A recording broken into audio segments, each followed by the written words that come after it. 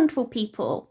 I wanted to make a little video today talking about the cons of my autism diagnosis, because I've spoken a lot about the positives of being diagnosed as autistic. For example, it gives you the self-understanding so that you don't judge yourself for things. It gives you the self-understanding to know why other people treat you differently. It also can allow you to get accommodations in places like school or in the workplace. Many people find that getting an autism diagnosis is a very positive thing because, it allows other people to understand you as well, so they might judge you less, and it makes sense of a lot of different traits that you may have had throughout your life. There's a sudden realization that's why I did that. Unfortunately, there can sometimes be some negatives of an autism diagnosis, mainly related to stigma and people's attitudes towards it, so I wanted to talk a little bit about that in this video. So if you don't know me, I was diagnosed as autistic when I was 12 years old. That was both a good thing and a bad thing, because the good thing, obviously, it gave me self-understanding and accommodations in school, but the bad thing is that doctors kind of assumed at that point that every struggle I experienced was autism, but I actually had some other undiagnosed issues going on, and because I had the autism diagnosis, and they kind of assumed, well, she's autistic, so it's obviously all because she's autistic, they missed out on the other issues, which actually I needed a diagnosis of because I needed those struggles managed as well. So blaming it all on autism and just saying everything's autism isn't helpful, especially as autism often co-occurs with other things.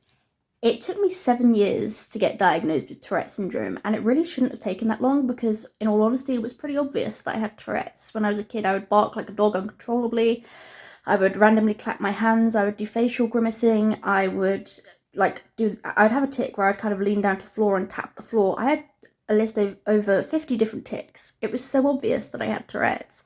But because I had an autism diagnosis, everybody at the time kind of just assumed, oh, it's because she's autistic. And although tics are more common in autistic people, they're technically not actually a trait of autism in itself. It's just that tic disorders often co-occur with autism. And the problem with assuming that the tics are part of autism is that I couldn't always access appropriate tic management, and, I just would have felt more valid in the tic and Tourette community if I had a formal diagnosis. I self-diagnosed with Tourette's at age 12 because I knew that I had it, but I didn't get a formal diagnosis of Tourette's until the age of 15, and that partially is due to people assuming that it's all because I'm autistic, because I would say that my Tourette's neurotype impacts me a lot more than my autism, and that's why I was frustrated, because I was like, yes, I'm autistic, but most of the struggles I face aren't actually from my autism. They're from Tourette's and other conditions, which I will also come on to. So I felt that this prevented me from getting the actual support that I needed, because pasta. When you have a Tourette's diagnosis, you have more access to Tourette's support groups and things, and certain management strategies to help you with tics. And also the Tourette's diagnosis just gave me a huge self-understanding, because there are certain traits that occur in Tourette's other than tics, because Tourette's is a neurodevelopmental condition. Tics are just one of the main symptoms, but there are also other traits. The Tourette's diagnosis allowed me to understand why I had rage attacks.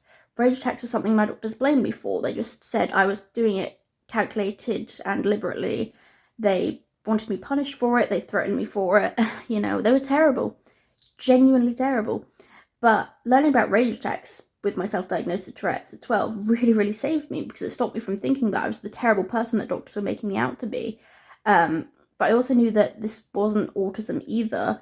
Because although autistic people have meltdowns, this did look more like Tourettic rages, which can be more violent and intense, but are still involuntary, just as involuntary, well, actually I would say more involuntary than the tics, and people often have extreme guilt and remorse after these uncontrollable outbursts because they don't want to be doing it.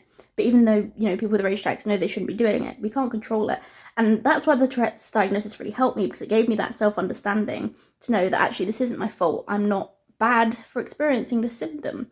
I need intervention for it. And that's why medications that actually manage Tourette's really help reduce these. But a lot of people can't access the medications that help with Tourette's unless they have a Tourette's diagnosis. But thankfully, there is one medication called risperidone, which not only is often used in people with Tourette's, but is also licensed to reduce irritability on autistic people. So thankfully I was able to access this, and it did reduce my rages. But there are also many other interventions for Tourette's, other medications and things that people might need, therapies that people wouldn't really access with an autism diagnosis, but they would with a Tourette's diagnosis. And this is why not having the Tourette's diagnosis was actually a huge issue. And my Tourette's diagnosis also explained the disinhibition I experienced, the impulsivity. These things are very common in people with Tourette's as well.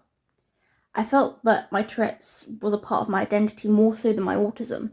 So people blaming all of the issues I was experiencing on autism was problematic, because I just knew inside me that I had Tourette's, and the Tourette's always felt like more of a part of me than the autism, not out of ableism or anything, not out of internalized ableism, but just because I do believe that the Tourette's has impacted me more. I've just moved to the floor so that I don't have to hold the camera because I have a tripod here. But as I was saying, the autism diagnosis kind of masked my other struggles, so I didn't get a diagnosis of those as soon as I should have, which prevented me from having the self-understanding that those diagnoses would have given me, because I do think I got more self-understanding from the Tourette's diagnosis than from the autism one, simply because my Tourette's impacted me more at that time. As well as this, I meet criteria for PANS, pediatric acute onset neuropsychiatric syndrome. Despite pediatric being in the name, it can impact adults, but it started in childhood for me. And unfortunately, PANS is usually misdiagnosed as autism. It's thought that around 30% of people with PANS get an autism misdiagnosis. That doesn't mean that you can't be autistic as well. Some people are both autistic and have PANS, which I think is the case for me. But the autism diagnosis also prevented PANS from being looked into, which was actually dangerous, because 80% of PANS cases are associated with autoimmunity and inflammation. And if PANS is left untreated, then it can get worse. Different flares over time, they can get worse and worse and worse, and it can really impact someone's quality of life. And you can also develop new symptoms over time with PANS, especially if untreated, and those other symptoms might include psychosis, severe motor and vocal tics, depersonalization and derealization, severe depression, loss of coordination. It's usually misdiagnosed as things like autism, FND, or a mental illness. People just kind of assumed that it's all autism, which was not helpful, because I had undiagnosed PANS for so long. And it's actually scary, the amount of people I know with severe OCD and eating disorders who get referred for an autism assessment and not a PANS assessment. Because I'm not saying that the autism assessment isn't necessary, because OCD and eating disorders are so common in autistic people. But OCD and eating disorders are also part of the diagnostic criteria for PANS, because they can be caused by autoimmunity to the brain, impacting a person's thoughts and perceptions. And if left untreated, as I said, it can get worse, and you can have other symptoms, and in some cases it can lead to brain damage if left untreated. And it can also develop into secondary conditions. You might develop postural orthostatic tachycardia syndrome, POTS, as well as PANS. And yes, I know they sound like they go so well together, but as somebody who has both, they're not great. But yeah, it's scary, the amount of people who don't get referred for a PANS assessment and instead get set down the autism pathway, because then they're going to end up the same as me with an autism diagnosis that prevents them from actually getting the more helpful diagnosis, which for me, the more helpful diagnosis is the one that gives me a better quality of life, which would have been the PANS diagnosis, because it would have allowed me to access treatment to, have my quality of life back. PANS is a horrific and debilitating condition that I wouldn't wish upon anybody. It caused severe OCD to the point where for 4 years I couldn't dress myself. I couldn't walk up the stairs in my home. I couldn't use the bathroom in my home a lot of the time. My whole personality changed. I became angry and defiant, even though that wasn't who I truly was. I became very anxious. I developed severe sensory sensitivities and lots of tics. They're also part of my Tourette's, but there's overlap. And the doctors would keep saying, like, oh, it's autism, and that was so problematic because I wasn't getting any support. They used the autism diagnosis as an excuse to sort of fob me off and go, oh, just accept it. But I can't just accept having no quality of life and suffering all the time. And I knew in my heart that this was not part of autism. Sorry, my cat just jumped into the tripod. It's really hard to film a video with cats. I would pet her out the room, but she always just pushes the door open, so I guess we're going to have her here. This cat always butts into my videos, so say hello to her. Yeah, say hello. But as I was saying, people would assume it's autism. But I knew in my heart that the reason I couldn't dress myself, the reason I had no independence, wasn't autism, because I developed this overnight explosion of symptoms, and autism does not come on overnight. I knew that I had PANS. But doctors will usually send people with these symptoms down an autism pathway, because currently there isn't any NHS pathway for PANDAS or PANS. There aren't any treatment guidelines yet, but I know there will be next year, hopefully. Things are changing now. But at that time, and right now, there's no actual treatment pathway for PANDAS or PANS, or, treatment guidelines or anything. A a lot of doctors have never even heard of PANS. A lot of people say that the doctor has never heard of it before. When I was younger, my parents brought it up to the doctors. They looked briefly at a brochure that my parents gave them, like a leaflet on the condition, and then just went, don't believe everything you read on the internet, which is so frustrating, because, you know, I knew I had this and I needed an assessment for it, but instead they just sent me for an autism assessment, which wasn't helpful. Well, it was helpful because, yeah, it gave me some self-understanding, but it wasn't helpful in terms of actually reducing the debilitating symptoms, because they actually weren't caused by my autism, they were caused by another condition.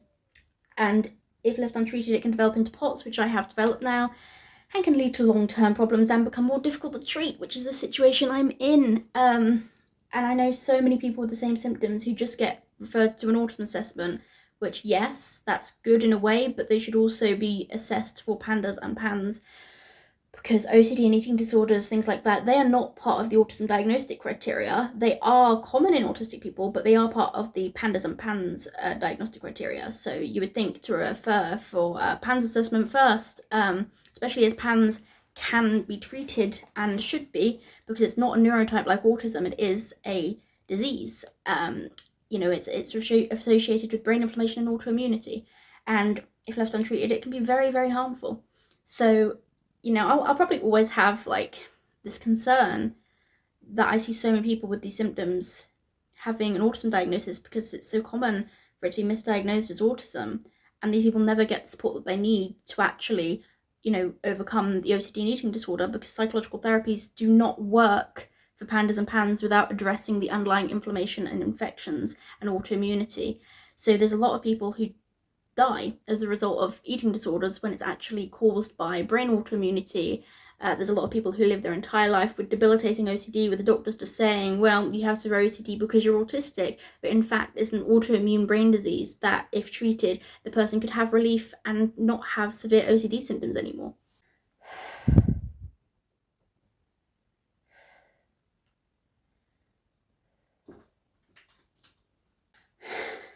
I know some people will say, well, surely they rule out PANDAS and PANS in an autism assessment, but sadly they don't, because a lot of autism specialists have never even heard of PANDAS or PANS. They've never heard of it. It's not their speciality, so they don't know to look for it. The only other condition that was like ruled out in my autism assessment was tuberous sclerosis, which is a condition that can cause tumours throughout the body, including in the brain, and those brain tumours can lead to autism-like traits, and thankfully I don't have that. But honestly, it surprised me that they didn't rule anything else out. It was just like, well, you don't have tuberous sclerosis, must be autism. And although, yes, I am autistic, the diagnosis prevented me from getting, you know, seen to for the other issues, because my entire life it's just been like, I've been medically neglected by doctors because their automatic assumption is, oh, you're autistic. It must all be because you're autistic then. And that is so frustrating. I went to a neurologist at the beginning of this year, and at the beginning of 2023. I'm saying 2023 because I might upload this in the beginning of 2024. But I went to a neurologist, and I was there for severe weakness that caused me to have to use a wheelchair, along with episodic loss of sensation and pain in like one side of my head, and they blamed it on autism. What? Autism doesn't cause those symptoms, and especially not adult onset of those symptoms. So I wasn't taken seriously because of my autism diagnosis, and that's what I mean when I say doctors kind of assume that everything is autism. It's like when people say everything is blamed on anxiety when they go to the doctors. When you have an autism diagnosis, they just blame it on autism. I'm like, what? But honestly, I'm joking about it, but it was terrible, because I had to spend like way over £1,000 on private medical care to actually get answers, because the NHS doctors would assume it's all autism, and turns out I likely have Lyme disease. So, you know, that's part of the problem actually with not sending people with OCD and eating disorders for PANS assessment, and instead sending them for an autism assessment, because some people with PANS have chronic infections like Bartonella and Lyme, sometimes Babesia, and if those chronic infections aren't treated, then, you know, they can spread, they can get worse, they can go into different organs, and they can develop antibiotic resistance if it's a bacterial infection. And this is so dangerous, because, you know, if you're diagnosed as autistic and not with PANS, then no one's going to think to look for chronic infections. So you might have a chronic infection in your body just spreading. And this was the case for me. I've likely had a chronic infection possibly my entire life since I was very, very young. But because I was diagnosed as autistic, no one thought to look for underlying infections, not even chronic infections, because at that time people assumed it was autism and not PANS. And if I could go back in time, I would tell my younger self, stop looking into the autism stuff. Well, not necessarily stop looking into the autism stuff, but stop focusing so much on the autism stuff, because most of your struggles aren't actually caused by autism, they're caused by PANS, and you need to be tested for chronic infections and address inflammation. Because a lot of us are actually stuck down the autism pathway. Whether we've been misdiagnosed as autistic or whether we have autism and PANS, we kind of get stuck down that pathway with the assumption that all of your struggles must be autism because you're autistic, but that is just a type of medical gaslighting. And doctors are often not very nice to autistic people. Like in 2020, 2021, there were do not resuscitate orders put on people simply for being autistic or having a learning disability, on some mentally ill people as well. And it's absolutely disgusting because the NHS had to remind doctors that they cannot put a do not resuscitate order on someone just for being autistic or having a learning disability. But one reminder didn't work. They had to send another one months later because the doctors wouldn't listen. So it's as if the doctors don't even believe that autistic people are worthy of helping, worthy of living even.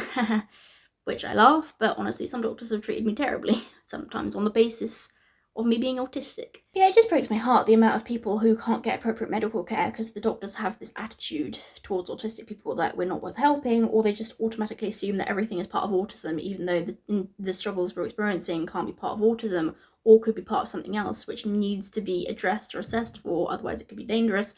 But there's just so many assumptions and so many biases against autistic people and against people with autism-like traits. It breaks my heart. It really, really does. I would say another problem with the autism diagnosis was yes, it allowed me to understand myself to an extent, because it allowed me to understand why I had difficulties in social situations. But because I didn't relate as much to some other autistic people, I did feel quite confused within myself. Sorry, I'm trying to bring the sunflowers to the front because this is annoying me. I didn't relate as much to other autistic people, and I kind of, when I was younger, I described myself as half autistic, half not, because I didn't relate to other autistic people, and now I know that the reason for that is because I had other issues going on at the same time. It wasn't just autism that we were looking at, it was autism plus other neurotypes that actually impacted me more. And what's really weird is I can look at the autism diagnostic criteria and I only meet it slightly. I'm like, well, yeah, the doctors were right when they said I'm kind of on the borderline for it. But when I look for the diagnostic criteria for other conditions like ADHD, I'm like, this explains my entire life, and I'm not diagnosed with ADHD. I have read books on ADHD and I relate so much, and I don't relate to the autism books. I have watched videos on ADHD and literally started crying because I relate so much. Never had that with an autism thing, really. And yeah, looking at the ADHD diagnostic criteria, it's like I meet every single one, and I'm like, how am I diagnosed with autism and not ADHD? So I think that is a problem for me as well. Autism, I don't relate to as much as other neurotypes that I'm not even diagnosed with. So that caused me a lot of identity confusion, because there's a lot of pressure if you're autistic to see it as part of your identity. But if it doesn't even impact you that much and other things impacted you more, but your autism diagnosis has been used against you to gaslight you and prevent you from getting assessments of these other things, then it does cause problems, and it does make you think you can't really embrace it fully, because how can you embrace something that's used against you to medically neglect you and gaslight you? So yeah, despite the fact that my autism diagnosis helped me in some ways, it caused identity confusion in other areas. I do think that there's a lot of pressure to see autism as like the main part of your identity. But if you're like me and you're actually impacted more by other neurotypes, whether diagnosed or undiagnosed, that can be quite confusing, because you're like, how do I embrace something that I don't even relate to that fully, and I relate to other things more? So I think that's why I actually see Tourette's as like the neurodivergent condition that's part of my identity the most. Also probably just because that's the one I've spoken about most online and stuff, so it's kind of what I'm known for. It's the most noticeable. People notice me tick, they hear me tick. So I think that's why I see that as part of my identity more.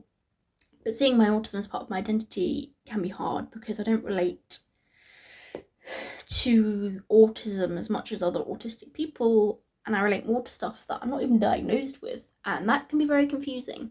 So yeah, I would say that my autism diagnosis led to a slight bit of identity confusion, because I realised that I didn't relate that fully.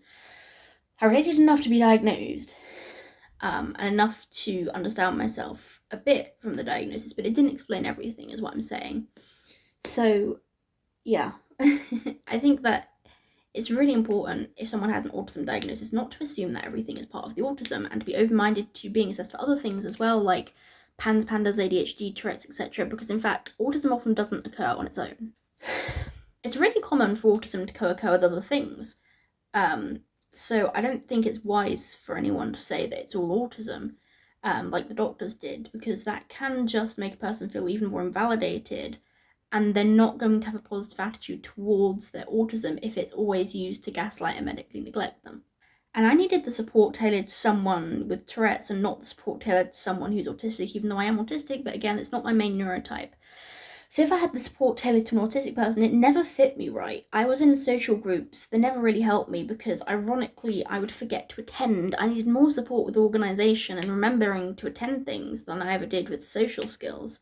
So, but because I had an autism diagnosis, my support was tailored to an autistic person, but that's actually not what I needed most. And this is why support has to be individualised. It can't just be based on diagnosis. And literally the Senko at my old school, special educational needs coordinator, looked at me one day and said, "You're not like other autistic students." And I'm just like, I know, I think I have other things going on. And I was right.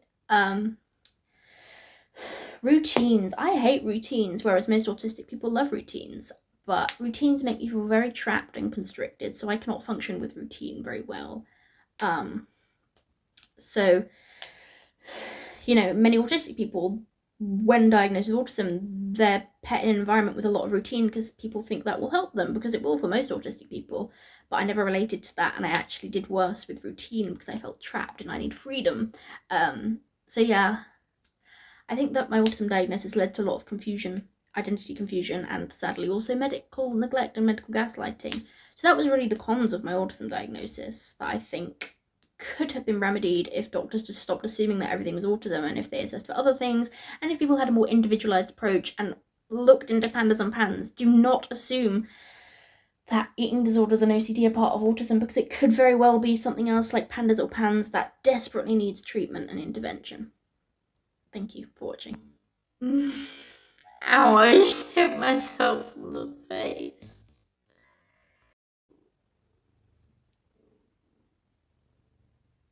She wouldn't leave me alone.